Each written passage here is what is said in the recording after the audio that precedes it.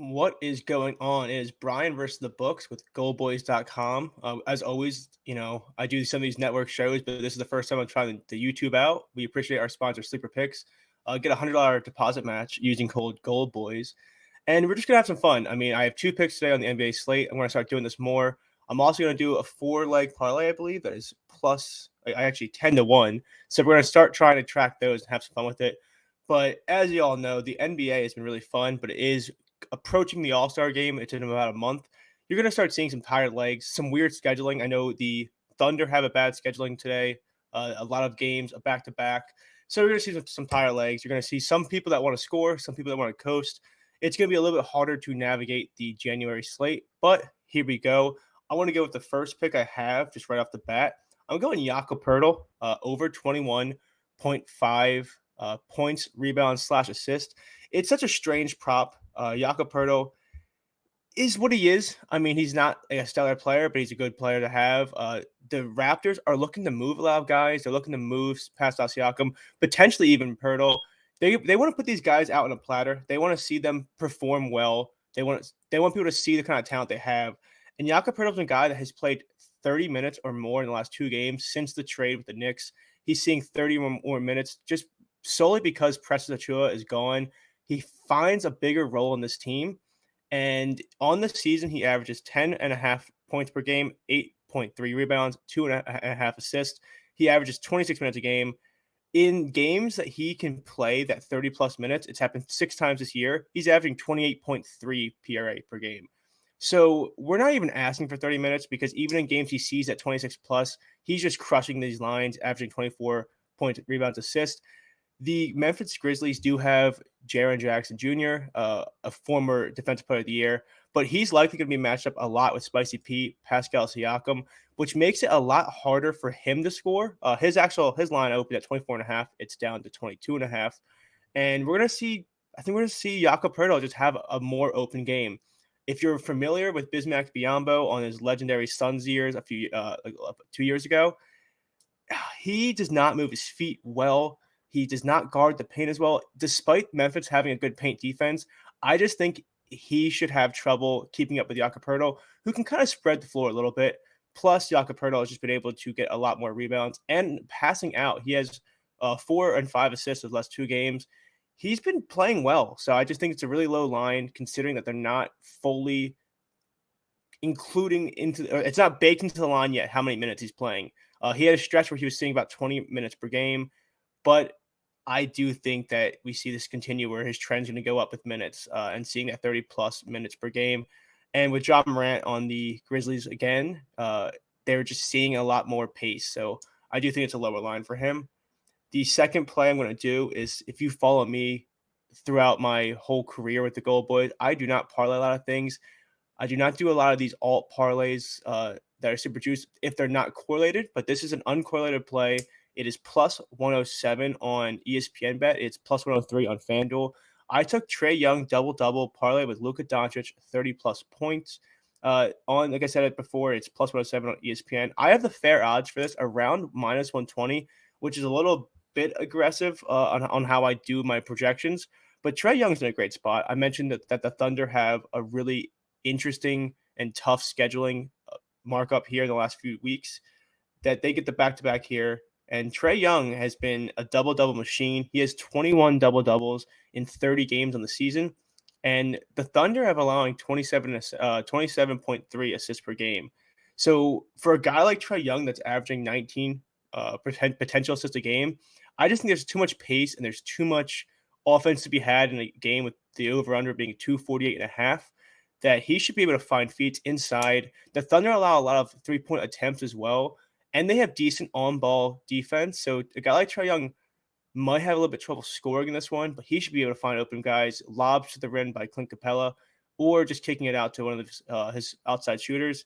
And as far as Luka goes, he's coming off an absolute stinker.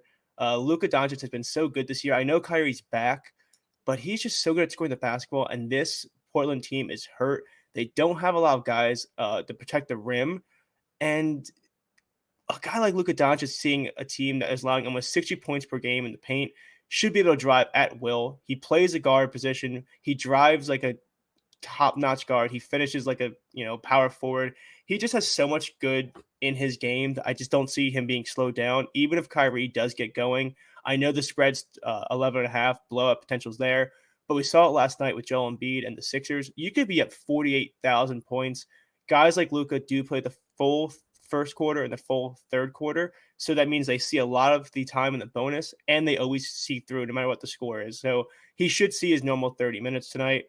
His line is 32.5, but he does end at 30 a lot. And I think in the NBA, it's very important to factor in how important that 30 plus is. It's a milestone.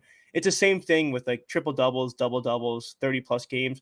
No one's going to fault you for trying to quote unquote pat stat in your final minute of a third quarter if you're trying to get to one of those milestones. So he probably doesn't even need to do that. But if it does come to that, I do like this parlay because how good of a spot they're both in to hit these milestones, the double double and the 30 plus. He does average 2.2 points per game more at home than away. It's a home game for the Mavericks. You got to think Luka Doncic shows up and puts it back in the stat sheet. And then finally on this slate, I do have a parlay. I'm going to put $10 on it. As I mentioned before, not the biggest parlay person, but if I'm going to be doing these fun little series, I think it'll be interesting to have these and track them to see how I do. This is on FanDuel. If you're in the Discord, FanDuel is the best book to use just for these parlays because of the quick link. It's so easy to have me just share it, click on it, and you're right there. I went with Jakob Poeltl to have a double-double at plus 190. Kind of piggybacking off the last play, the last few centers that played against the Grizzlies, like Sabonis, Zubac, Jokic, Jonas Valanciunas, and Clint Capella, they all had big success on the boards. I know Wembanyama didn't last night, but he's on a minute restriction. He's kind of in a weird spot there, but these centers are performing well. I think plus 190 is not a bad price to have in this. And then I also piggyback my last pick, Trae Young over 10.5 assists. As always, like I was trying to say, he's in a great spot to get these assists. And then Rudy Gobert, 12 plus rebounds. Rudy Gobert, if you've been following me once again, he's kind of pissed me off a little bit. He's been a little timid on the rebound sometimes. I'm hoping he doesn't sell this time around because the Pelicans, despite Larry Nance getting in the rotation a little bit more, they do allow a lot of offensive rebounds. And if Rudy Gobert is aggressive on these boards, he should be able to just have no problem getting his in this game. And then the last leg is OG Anunoby, 15 plus points.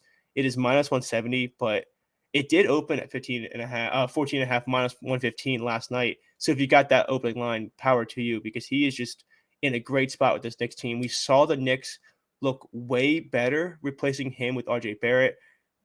Jalen Brunson, I mean, without RJ Barrett breaking every shot in the corner, he had his career high in assist on that with New Year's Day game. He had 14 assists, a lot of them to the corner to OG Anunoby, who just was raining down the three.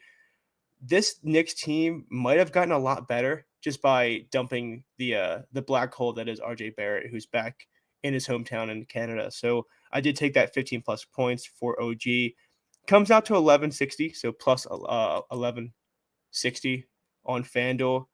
I'm gonna put $10 on it. $10 wins like 116. If I lose, I mean, you just need to go 1 out of 10 of these to make yourself feel a little bit more sane. So that's kind of where I'm rolling for these slates. End of the day, it's a lot of games on the slate, but I've had a decent NBA season so far just by picking your spots.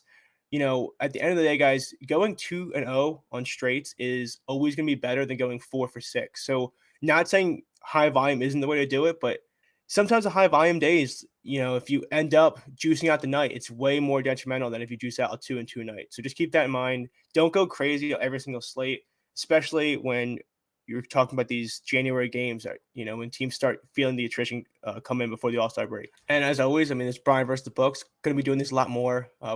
Remember goalboys.com. Join us. We have a lot of fun in the Discord. We appreciate our sponsor, Sleeper Picks. And comment, and tell me how much you hate my picks in the comments below. But we appreciate everyone that comes here. Make sure to subscribe and probably see you tomorrow.